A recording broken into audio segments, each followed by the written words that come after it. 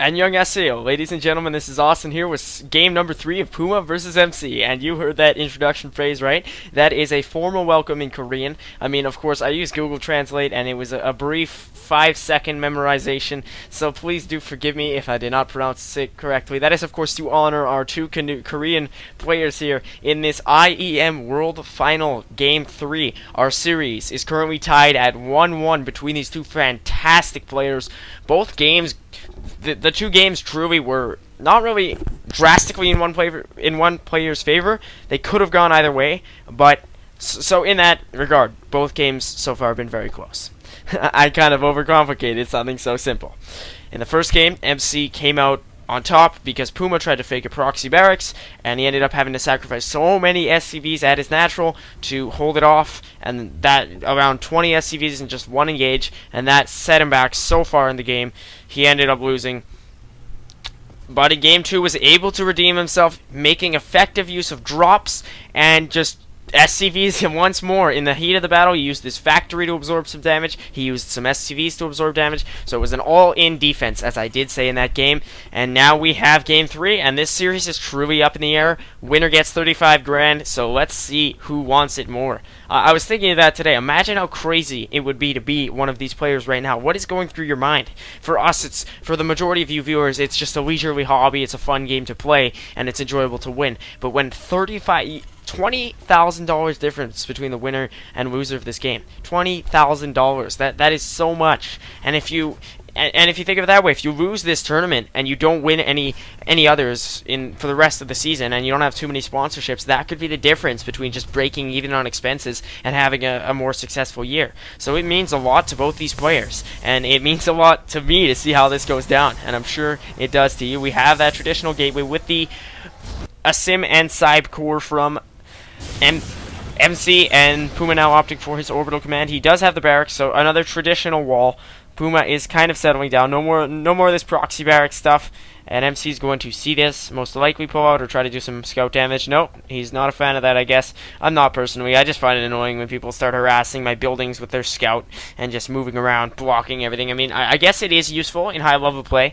That would be logical to me, but when you're like 5 minutes into the game, you're a Protoss player, so you only have zealots at this point, and you're just pulling your hair out because they have their scout on patrol, and you lose some timings can end up off if you are so focused on killing the scouts. So this probe will control the Zelnaga, but this Marine will most probably pry it from his grasp, or will the Zealot defend? So this is almost like a back and forth Zelnaga war. First it was the probe, then it was the Marine, followed shortly by the Zealot.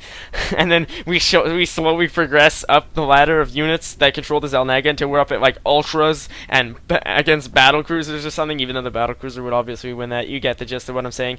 So we do have the Fast Expo built in the side of Puma's base, and he's gonna go, so he's just been going for this Barracks Fast Expo, getting the bunker to hold it off with 4 Marines. So now Stalker and Zealot both gonna move out, and MC has done the same, but his warp gate timing is just so proficient. I don't know if you guys saw that. I was kind of mousing over it. The second the cybernetic score finished, it was researching. So that is what separates the pros from even the masters players. Just the split second, and you could tell it's been practiced for so many hours from MC and Puma as well. I mean, he's not a Protoss player, but of course most openers are very, very often rehearsed for hours on end.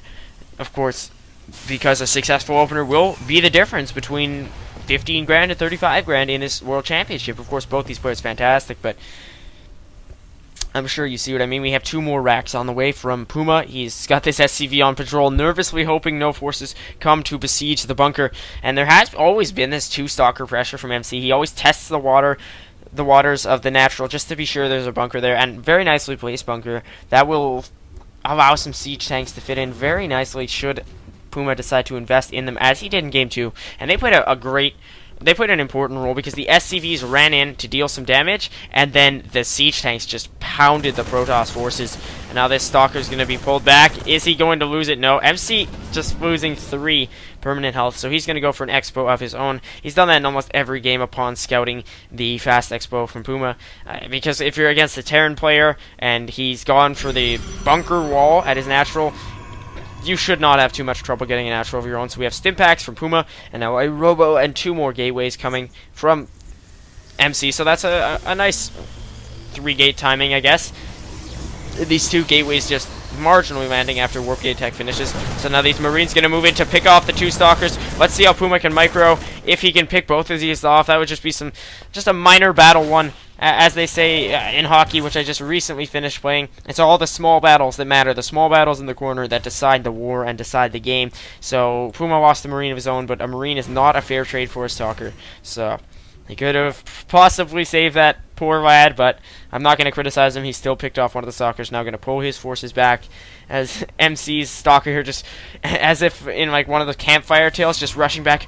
Oh, guys, I have quite the story to tell you. And then he's now like telling them the crazy happenings with the Marines. So we do have the proxy pylon on the way from MC. This may permit him to warp into Puma's base if he gets an observer, which he does have on the way from his finished robo. That's pretty peculiar. And we have had the finished factory with reactor and a starport. So either we're going to see some reactor hellions from Puma, or just that reactor lifted, that factory just switching with the starport so we can get Vikings / medevacs, because that is sometimes what Terran players will do. They'll invest in the Vikings initially just to counter any Colossi. MC has gone for some pretty heavy robo builds in this series. He does have his Stimpaks almost done. Takes quite a while, I will say. 170 StarCraft 2 seconds. Starport just wrapping up now, and the engineering bay as well. So here's going to be this 8-minute pressure now from MC, using this. Oh no, not going to use the proxy pylon to reinforce, which would have been useful. Gets his Guardian Shields up from these sentries, and now again SCV's moving in. But even if MC loses this battle, he's supply blocked, by the way.